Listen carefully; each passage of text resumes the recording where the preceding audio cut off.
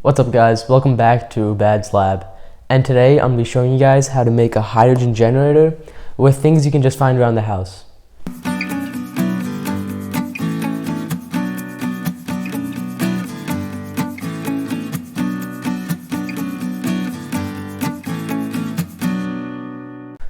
Hydrogen is the lightest element on the periodic table with an atomic mass of around 1. Since it just has 1 proton and no neutrons. It's also extremely flammable, especially in its gaseous state. When burned, it produces water, and that's why it's given the name hydrogen, which means water former in Greek. One of the main ways of producing hydrogen is through the electrolysis of water, and that's what we're going to be doing. And this isn't very cost effective at a large scale since it's going to require a lot of electricity. So as you can see, I wrote warning in a little bit bigger font this time because we're going to have to take into account the flammability of hydrogen, and that's going to make this experiment especially dangerous.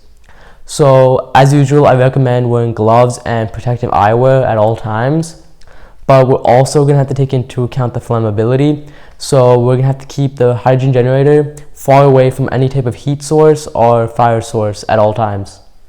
So the equipment to make this generator includes 2 jars. One's going to be to run the electrolysis in, and one's going to be called a bubbler, which is basically to keep the hydrogen gas away from the original electrolysis container.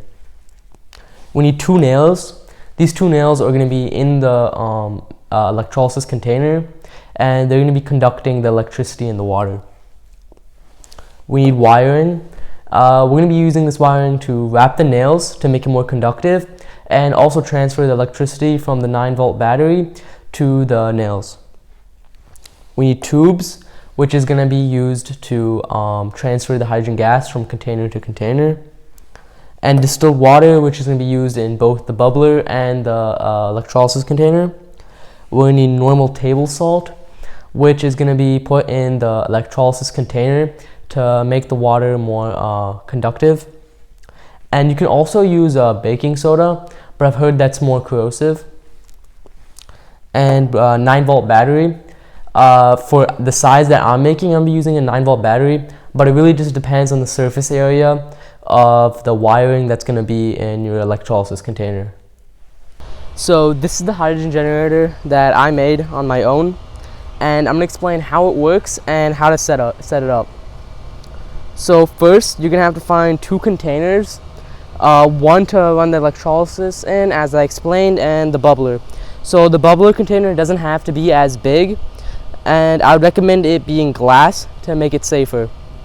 So this is a plastic container that I had for electrolysis, and so the first step that you're going to do is find 2 nails to stick in from the top.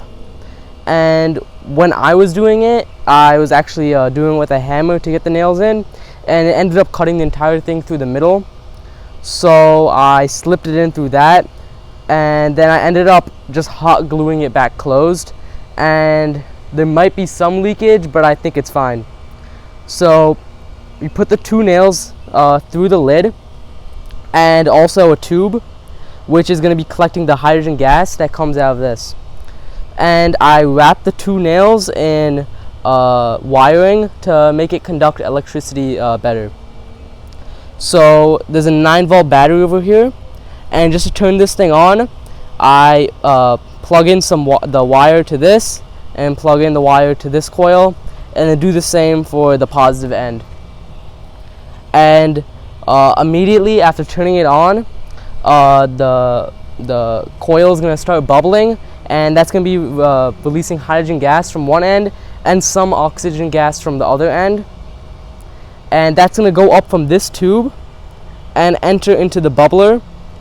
And if it's working properly, we should see some bubbles being produced in the water. And that bubbles is going to escape the distilled water from the top and exit through here, which we should get some pretty clean hydrogen gas and some oxygen gas with it. Alright, I'm going to show you guys how it looks when it's running. And I tied a balloon to the end so we can collect some of the hydrogen gas over here, and we'll see if it's actually producing any hydrogen gas, and we can even try setting this balloon on fire later, and that can be a really cool demonstration. So first I'm gonna start hooking up the leads, and once both wires are connected, it should start working immediately. So there, and now,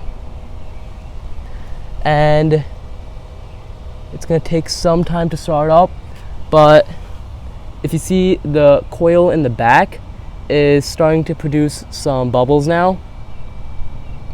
Let me give you another view on that. This coil is producing the bubbles, and this is the negatively charged coil, which is going to be producing the hydrogen gas, and the other one's going to be producing the oxygen gas. So I'm going to let this sit now, and eventually the balloon should hopefully be filled. So I let the generator sit for around 15 minutes, but no hydrogen was being produced in the balloon, and if it was being produced minimally. So I suspected some type of leak in the bubbling system, so I decided to cut the tubing from the electrolysis container to the bubbling container, and just have the tube go directly to the balloon. And this shouldn't be too unsafe, since the amount of hydrogen being produced is so minimal that it's not that hazardous. So I'm just going to let this sit. As you can see that the bubbles are being produced right now since it's hooked up. I'm going to let this sit, and hopefully this hydrogen balloon can fill up. So I upped the voltage a little bit by adding this 6-volt battery and keeping the 9-volt battery over here. And as you can see, it's been running for around 30 minutes. So there's been a pretty significant color change, and there's a bunch of this brown residue that's collected at the bottom, and all the water is now yellow. And as you can see, by upping the voltage, way more bubbles are being produced by the negatively charged coil. But the balloon isn't completely filling, but some air has collected in it, and we can try lighting that on fire later. Alright, so I got the balloon out, and I tied it up, and hopefully there's some hydrogen in there. We're gonna light it up and see if it's flammable.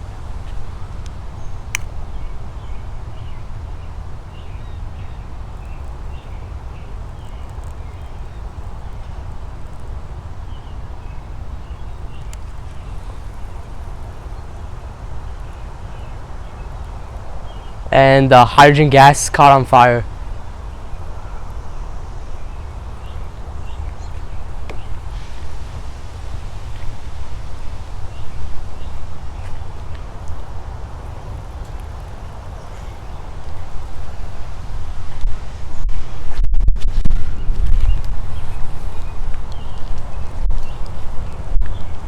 Alright, I'm just gonna put it out now.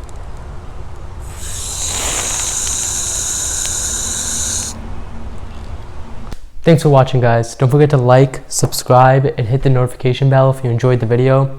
Also, feel free to ask any questions in the comment section. Also, if you have any advice on how I can improve my hydrogen generator, please drop that down as well. And stay tuned for my next video, where I'm going to be showing you guys how to solve a Hess's Law problem.